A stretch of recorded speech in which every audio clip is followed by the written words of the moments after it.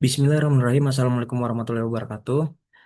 Nah, perkenalkan nama saya Raditya Putra Bayu Budi Kusuma dengan NPM 2300256. Di sini saya akan mempresentasikan hasil tugas yang telah saya buat untuk mengganti kelas pada pertemuan sebelumnya.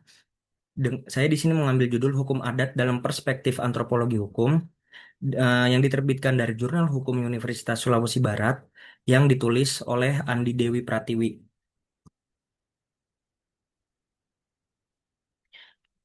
Yang pertama ini adalah pengertian hukum adat. Hukum adat adalah aturan yang tidak tertulis dan tumbuh dari kebiasaan masyarakat yang dilakukan secara terus-menerus hingga menjadi pedoman hidup. Hukum ini ditaati karena dianggap sebagai bagian dari nilai dan rasa keadilan masyarakat itu sendiri. Hukum adat bukan dibuat oleh negara tapi lahir dari kehidupan masyarakat.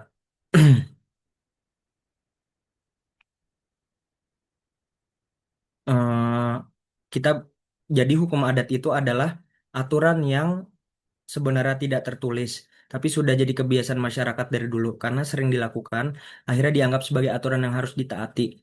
Bedanya dengan hukum negara, hukum adat ini tidak dibuat oleh pemerintah, tapi muncul dari kehidupan masyarakat itu sendiri. Selanjutnya, hukum sebagai bagian dari budaya. Dalam perspektif antropologi hukum, hukum dipandang sebagai bagian dari kebudayaan yang mencerminkan nilai, norma, dan cara hidup bermasyarakat. Hukum tidak berdiri sendiri, tetapi berkaitan dengan aspek lain seperti sosial, ekonomi, dan kepercayaan.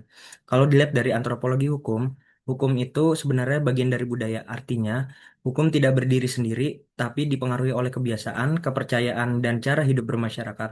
Makanya setiap daerah bisa punya aturan adat yang berbeda-beda karena budayanya juga berbeda. Selanjutnya adalah fungsi hukum sebagai pengendali sosial. Hukum berfungsi untuk mengatur perilaku masyarakat agar tetap tertib dan harmonis. Melalui aturan dan sanksi, hukum mencegah terjadinya pelanggaran serta menjaga keseimbangan dalam kehidupan sosial. Dengan adanya hukum, masyarakat bisa hidup lebih teratur dan konflik dapat dikendalikan. Maksudnya, hukum membantu mengatur perilaku masyarakat supaya tertib. Dengan adanya aturan dan sanksi, orang jadi lebih berhati-hati dan tidak melanggar. Jadi, kehidupan bermasyarakat bisa lebih rapi dan konflik juga bisa diminimalisir. Selanjutnya, ciri-ciri hukum adat. Hukum adat punya beberapa ciri khas. Yang pertama, tidak tertulis. Kedua, sifatnya sederhana dan fleksibel. Ketiga, bisa menerima pengaruh dari luar selama tidak bertentangan dengan nilai masyarakat. Dan yang paling penting, hukum adat ini berdasarkan rasa keadilan masyarakat. Jadi, hukum adat bisa berubah mengikuti perkembangan zaman. Selanjutnya, penyelesaian sengketa dalam hukum adat. Penyelesaian konflik ini dilakukan melalui tahapan. Misalnya kalau terjadi masalah atau konflik, hukum adat punya cara sendiri untuk menyelesaikannya. Biasanya dimulai dari pengaduan, lalu musyawarah adat, kemudian ditentukan sanksinya dan dilaksanakan. Kadang juga ada upacara adat, yang penting penyelesaiannya lebih mengutamakan perdamaian supaya tidak terjadi konflik berkepanjangan.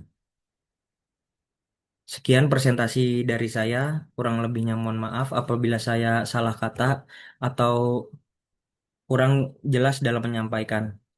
Assalamualaikum warahmatullahi wabarakatuh.